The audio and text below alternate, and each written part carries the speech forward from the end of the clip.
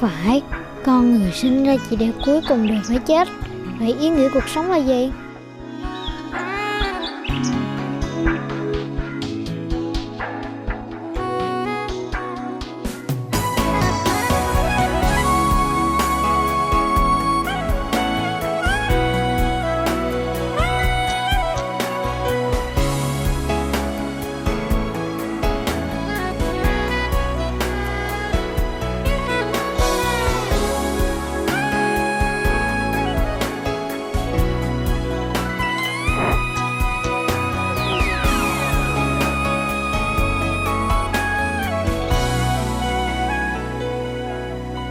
Mỗi chúng ta ai cũng chỉ có một cuộc đời duy nhất để sống thôi. Nhưng điều quan trọng nhất, chúng ta không có sự chọn lựa sống hay không sống, mà chúng ta chỉ có sự chọn lựa là sống như thế nào. Thì đối với tôi thì cuộc sống có ý nghĩa nhất, tức là cuộc sống mà chúng ta có thể chia sẻ, phụng sự, đóng góp cho những người xung quanh và mang lại lợi lạc. Thì cái cách mà tôi chọn để sống cuộc đời này, đó là tôi có thể làm gì đó để có thể mang lại chút lợi lạc cho những người gần gũi tôi nhất, chẳng hạn như gia đình tôi, rồi đến cộng đồng xung quanh tôi, và nói chung rộng ra là tất cả mọi người. Nhiều năm nay, trên thị trường sách, cái tên Nguyễn Minh Tiến đã trở nên quen thuộc với giới học Phật. Anh là người đã chuyển ngữ nhiều bộ kinh lớn của đạo Phật như Kinh Đại Bát Niết Bàn, Kinh Bi Hoa, Kinh Duy Ma Cật, Mục Lục Đại Chính Tân Tu Đại Tạng Kinh từ Hán văn, hay chuyển dịch lược sử Phật giáo thế giới từ tiếng Anh sang tiếng Việt. Đây là những bộ kinh sách lớn rất cần thiết và có ý nghĩa đối với người học Phật. Những công trình dịch thuật và trước tác của một Phật tử thuần thành như anh là kết quả của cuộc hành trình tìm kiếm lời giải cho câu hỏi đã theo anh từ tuổi thơ cho đến hôm nay.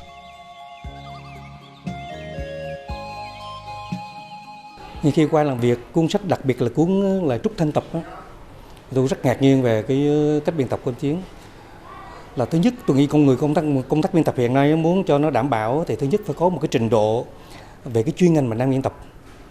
Cái thứ hai là phải có cái sự cẩn trọng.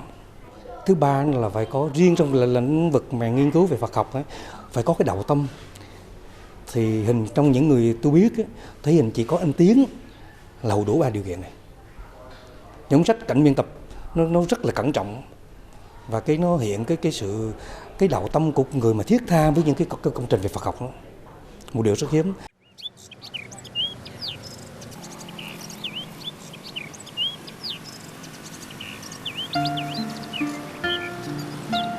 Xã Sông Xoài, huyện Tân Thành, tỉnh Bà Rịa Vũng Tàu là một xã nằm sâu của huyện Tân Thành, tỉnh Bà Rịa Vũng Tàu. Người dân xã Sông Xoài sống chủ yếu dựa vào nông nghiệp. Ít ai biết rằng có một người nông dân như họ đã âm thầm dịch sách Phật từ 16 năm qua.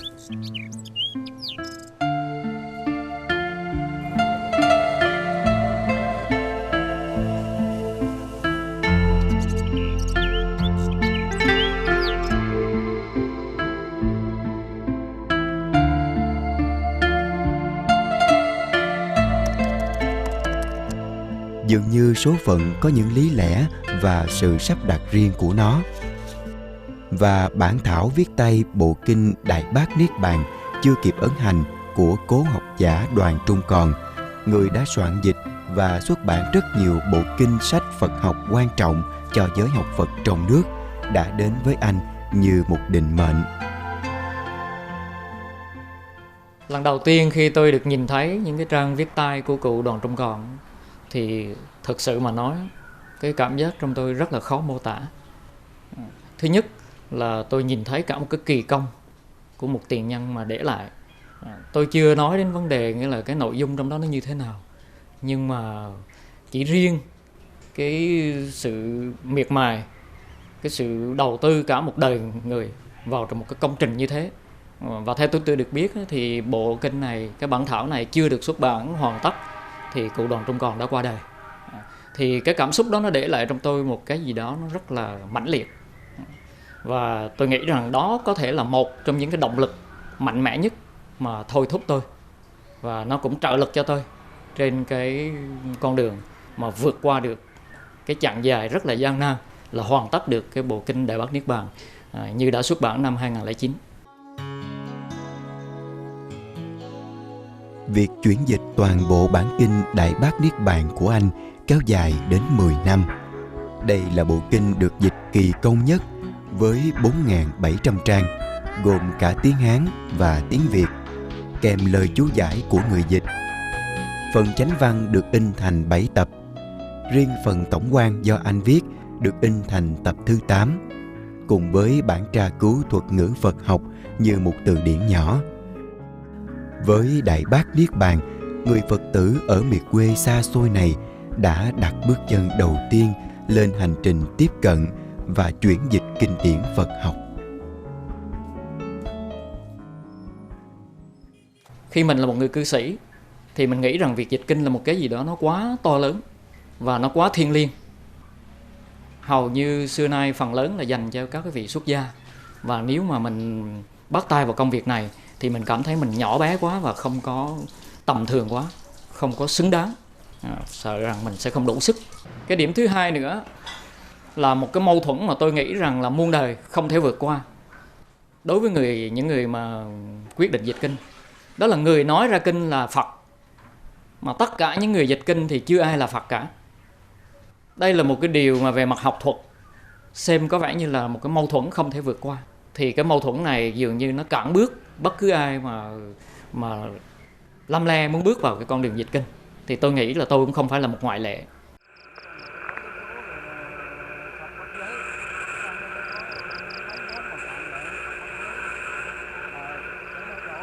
Ví dụ như lục căn, lục trần rồi đó thì nó cặn lại.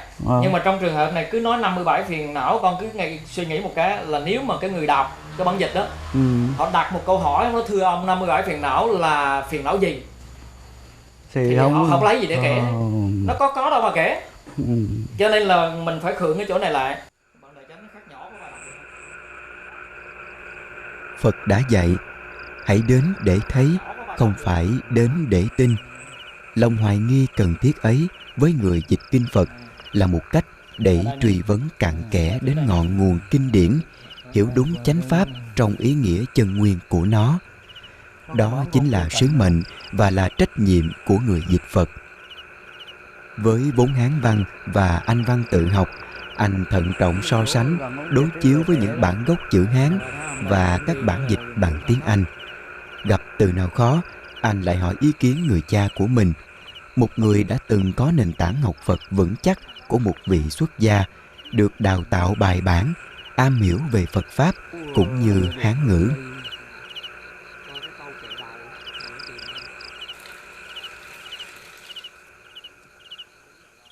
Bắt đầu mà dịch thì qua một cái thời gian bắt đối chiếu bản này với bản kia bản nọ. Tuy là một bộ nhưng phải đọc nhiều, nó có khi đọc thành nó mình đọc 3-4 bộ để đối chiếu thử nó có cái gì không, nó được cái gì không đó. Thì sau khi mình thỏa mãn được cái sự đối chiếu rồi thì bắt đầu vào vấn đề dịch. Dịch thì phân công thì bây giờ dịch âm trước á, cái bản tiếng Hán son thì dịch âm như vậy, thì cứ cho tiếng dịch đi cái chữ rồi sai không hiểu thì cứ hỏi.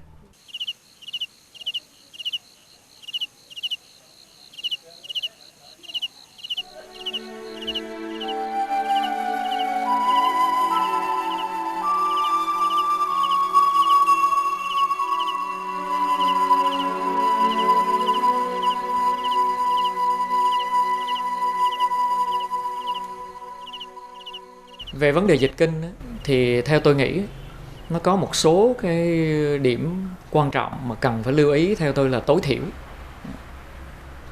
Thứ nhất là chúng ta phải có cái sự chân thành, cái phát tâm chân thành.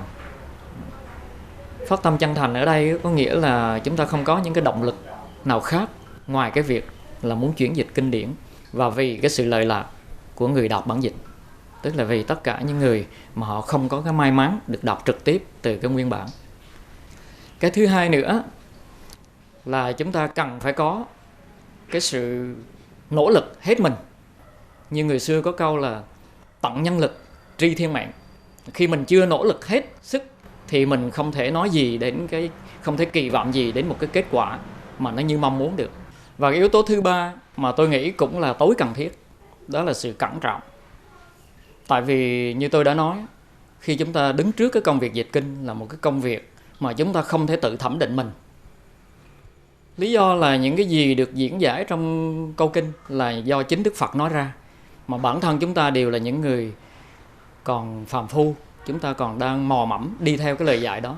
Chúng ta chưa thể hiểu hết cái thánh ý của Ngài. Và vì thế, nếu mà buộc phải làm vì cái lợi lạc cho người khác thì chúng ta phải có sự cẩn trọng tối đa trong cái chừng mực có thể được.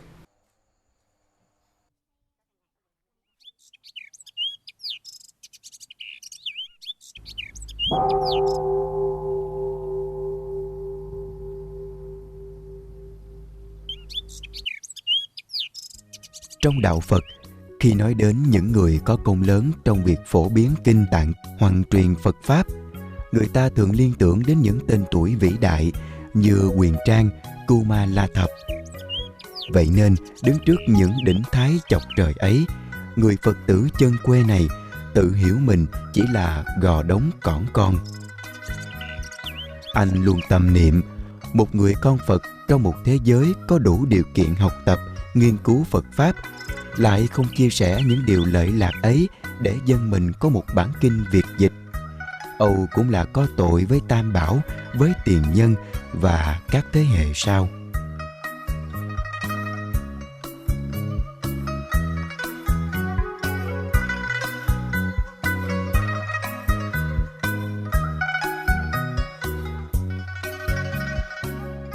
Sau Đại Bát Niết Bàn, anh cũng đã chuyển dịch thành công nhiều bộ kinh khác như Kinh Bi Hoa, Quy Nguyên Trực Chỉ, Mục Lục Đại Chánh Tân Tu và hiểu đến nhiều sách Phật học khác.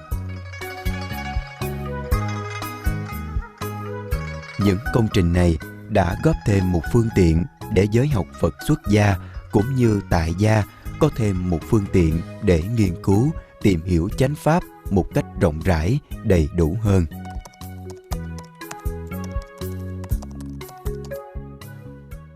Cái bản kinh này khi mà hoàn thành xong đó, thời gian thì phải nói là rất là dài lâu, và sự gia tâm của anh Tiến cũng như của gia đình của anh Tiến ông cụ đó nó rất là đáng thán phục.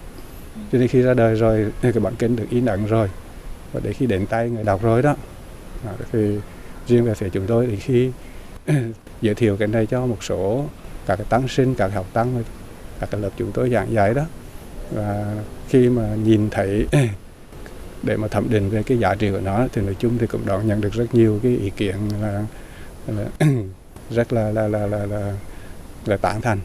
Qua cái bộ kinh Đại Bát Niết Bàn của anh Tiến thì nó để lại cho tôi nhiều cái dấu ấn. Ở đây nó đánh giá thì dứt khoát là tôi không có cái cấp độ để mà đánh giá. Việc này thì nó hàm hồ. Nhưng mà để nói rằng đọc cái bộ kinh Đại Bát Niết Bàn thì nó có gì trong tôi, thì đúng là nó có một cái dấu mốc. Tức là trước khi tôi tiếp thu những cái ý nghĩa uyên áo ở trong Đại Bát Niết Bàn, tôi có một nhận định khác về Phật học, và sau đó thì nó có cho tôi nhiều cái khơi mở mới, nhiều cái nghĩa lý mới mà trước đây tôi chưa thấy.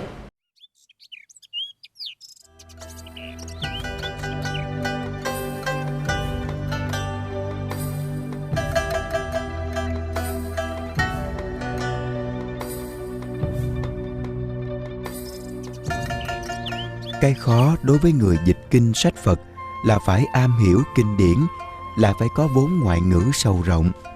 Có như vậy, việc khảo cứu các bản dịch ngoại văn mới rộng rãi hơn. Bên cạnh đó, người dịch kinh cần có một trái tim ấm nồng đạo vị, nhưng cũng cần một cái đầu đủ lạnh để tỉnh táo trước những nghi vấn về câu chữ. Đó là điều mà Nguyễn Minh Tiến luôn lưu tâm khi dìu dắt các thế hệ sau mình. Thầy không thể nói trước được. Dạ, mà ý sâu sắc.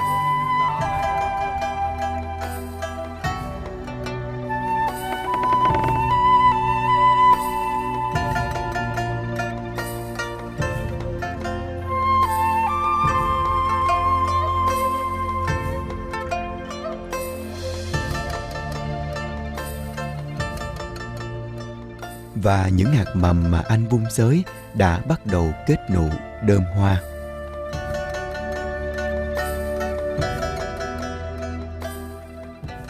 Nếu mà mình tự nghiên cứu, mình tự đưa ra mình dịch một cuốn sách này, thì nếu như mà không có thầy Nguyễn Minh Tiến đứng bên cạnh thì cái việc dịch sách nó là rất là khó khăn. Có thể là đến giờ này thì có thể là tôi cũng chưa có được cái cuốn sách như đã xuất bản như bây giờ.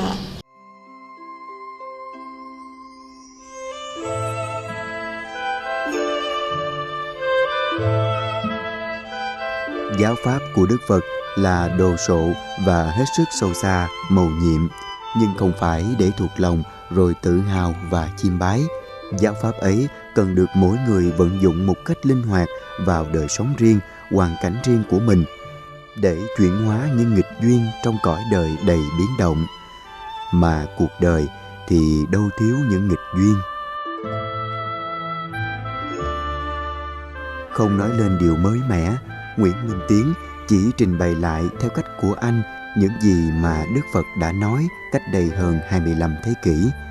Sự trình bày đó anh viết để cho anh và cho cả gia đình, bạn bè và những người anh chưa quen biết, như một cách yêu thương cuộc đời này.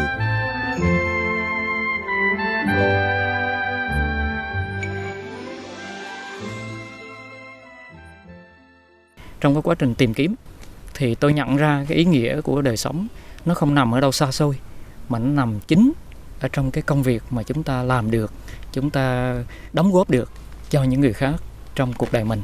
Và chính cái con đường của Đạo Phật đã cho phép tôi làm được điều đó, cho phép tôi chia sẻ những cái điều lợi lạc mà giúp cho cuộc sống của mỗi con người tự nhiên nó có thêm một cái ý nghĩa hơn, làm cho chúng ta trải qua một cái đoạn đường dài trong cuộc đời rồi, cho đến giờ phút nhắm mắt xuôi tay chắc chắn sẽ đến, thì chúng ta cảm thấy có một chút gì đó nó hài lòng trên cái chặng đường mình đã đi qua trong cuộc sống. Nhìn vào căn nhà cấp 4 đơn sơ này, người ta dễ cảm nhận có lẽ trong nhà này không gì đáng giá hơn sách. Ngoài những tác phẩm Phật học, Nguyễn Minh Tiến còn có cả một tủ sách rộng mở tâm hồn, gồm các tác phẩm do anh soạn dịch, biên soạn và cả sách khoa học, thưởng thức, y khoa, tất cả đều do quá trình tự học mà có.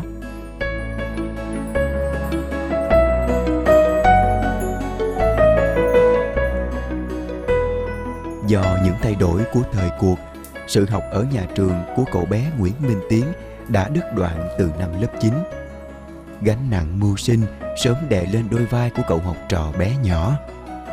Thế nhưng, trong hành trình mưu sinh cùng gia đình qua những nẻo đời khác nhau, cuộc sống trong mắt cậu nhờ đó mà thêm nhiều màu sắc và cung điệu.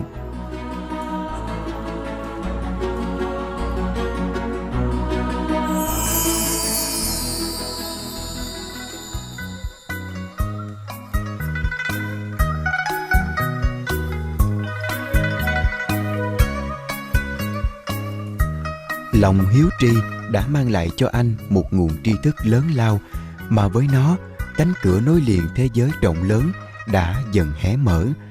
Rọi những tia nắng đầu tiên vào căn phòng mập mờ bóng tối vô minh, mà trong đó anh đã từng sống, từng dò dẫm tìm lối ra. Đời người như chớp mắt trước thiên thu, và nếu con người được sinh ra trên đời chỉ để nặng gánh áo cơm rồi trở về cát bụi, không mảy may lưu dấu ở đời, âu cũng chẳng khác một kiếp phù du giả tạm.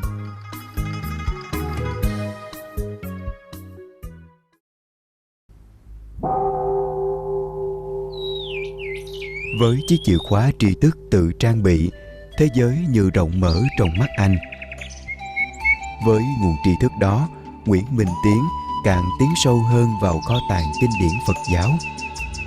Sự sống hàng ngày giữa núi rừng ngày nào và bài toán cơm áo, tình người, tình đời qua từng vùng đất trong lúc khó khăn, cả những khi gian nan, hoạn nạn, phải đối diện với cái chết, chính là môi trường để anh thực hành ứng dụng giáo pháp của Đức Phật vào đời sống.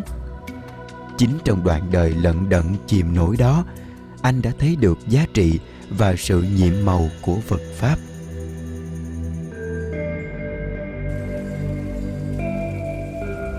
Tại ngôi chùa này, anh đã từng tham gia vào các lớp dạy tiếng Anh miễn phí cho trẻ em nghèo. Cũng chính nơi đây, hạt giống Bồ đề trong anh ngày càng xanh tốt. Ấy là sự sẻ chia và phụng sự tha nhân qua giáo pháp của Đức Phật mà anh lĩnh hội. Rất khó tìm lỗi của mình. Thì sau này pháp cú cũng có lặp lại, nhưng mà trong kinh Niết Bàn cũng có những câu.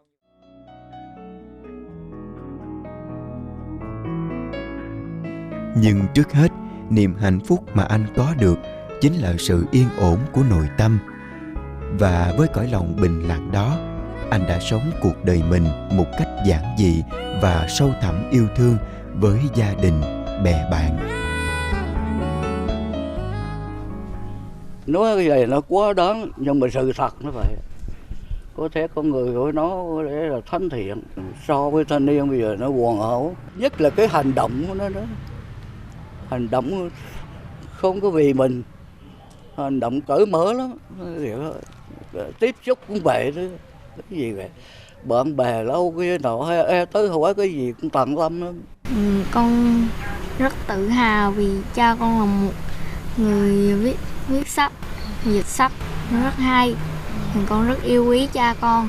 Tôi rất vui và hãnh diện vì có được người chồng và có được cái sự hiểu biết và được nhiều người yêu mến. Qua cái việc làm của ảnh là viết sách và dịch kinh thì tôi thấy đó là cái điều mà tôi rất là hãnh diện, nên dành hết thời gian tạo điều kiện để cho ảnh làm công việc cho thật.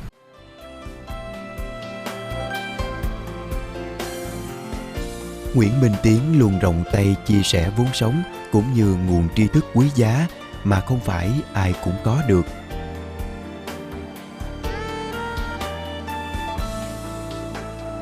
Như con tầm rút ruột nhả tơ, anh gửi gắm vốn quý ấy vào các trang viết của mình và sẽ chia những gì mình có cho tất cả mọi người.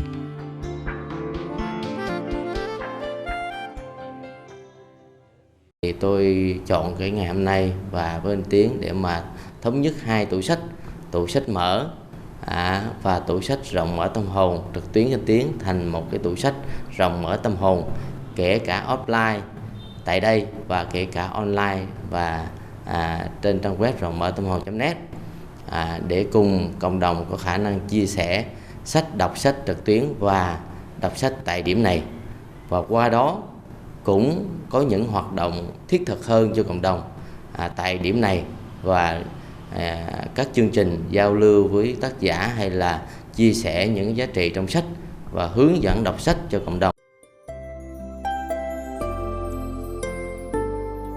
Vậy là từ nay, tủ sách miễn phí này lại có thêm những đầu sách của tác giả Nguyễn Minh Tiến.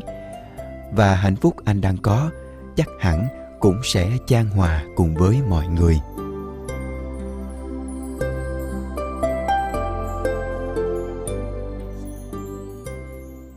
Có nhiều cái lúc á, em lâm vào cái tình cảnh là không biết xử lý bằng thế nào, giờ không biết hỏi ai, cho nên là em cũng giờ muốn tìm hiểu một cái gì đó thì em cũng tìm tới sách. Ví dụ như quyển sách Hạnh phúc là điều có thật. Có nhiều bạn đặt ra câu hỏi hạnh phúc có thật hay không. Có lúc á thì em nghĩ chắc chắn là có, nhưng mà cái điều đó hạnh phúc đó là tùy vào mỗi người. Thực sự khi mà đọc quyển sách này thấy rất là hay. Cái sách của anh Tiến viết rất là hay, và nhiều về nhiều khía cạnh, giải thích được nhiều câu hỏi mà ngay lúc này em cũng đang thắc mắc. Và với việc mà đọc sách ở đây và gặp cả tác giả anh Tiến nữa thì cũng rất là hay, có nhiều khúc mắc em có thể hỏi ảnh, người anh đi trước. Tác giả viết nó không quá xa lạ, nó rất là gần gũi, rồi tự nhiên mình cảm giác như là mình bị thức tỉnh Tức là nó làm cho mình thay đổi cách nhìn, thay đổi cách sống. Ví dụ như lúc trước mình không biết quan tâm mọi người, đúng không? Bây giờ mình sẽ làm tất cả có thể, trân trọng từng khoảnh khắc đẹp trong cuộc sống. Có thể là một ngày ra đường mà bạn có thể ngắm nhìn một cái cây thôi, đó cũng là điều mà ít khi ai đó làm. Và đó, khi mà mình nhìn nó, mình sẽ thấy rất là vui. Bắt đầu công trình biên soạn với tác phẩm đầu tay là Từ điển báo chí Anh Việt. Từ đó, cái tên Nguyễn Minh Tiến đã trở thành một thương hiệu có uy tín đối với người yêu sách.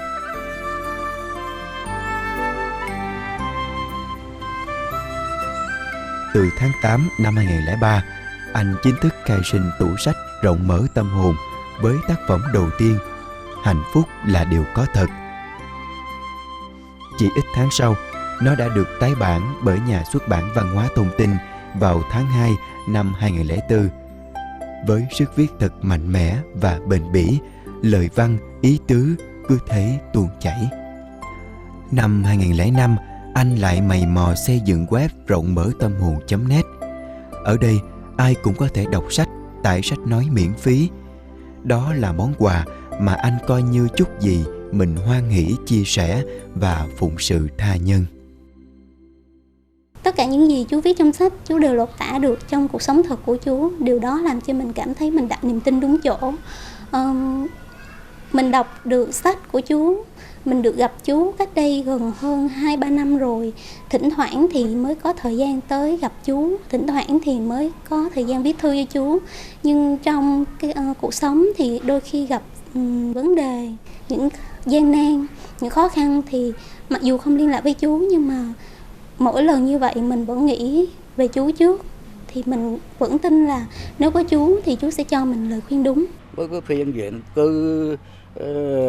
phương diện của ông thầy, ông cha hay người bạn thì xét lại giờ cũng có cái ý là thỏa mãn, không có cái gì ăn hận. Và cũng tin tưởng rằng với cái vốn liếng đó và cái sự tham gia dịch thuật lâu ngày của nó sẽ đưa thêm lại cái trí thức của nó, sẽ cấy thêm vào đầu óc nó một cái sự hiểu biết rộng hơn nữa. Thì tôi tin rằng cũng như cái cây nó bám rễ rất sâu. Và khi không có tôi có qua đời, tôi thấy rằng cũng thỏa mãn. Vì sao? Vì cái cây nào nó đâm rễ sâu rồi, nó không khó ngã. Đối với tôi thì tôi nghĩ về gia đình tôi rất là đơn giản. Tôi xem cha tôi như một gốc cây đại thụ để tôi dựa vào. Và vợ tôi giống như những tấm phên trắng xung quanh để tôi có một cuộc đời ấm áp mà không bị gió mưa. Và đối với các con tôi là những cái đóa hoa trên đường tôi đi tới để tôi luôn luôn hướng về tương lai một cách tốt đẹp nhất.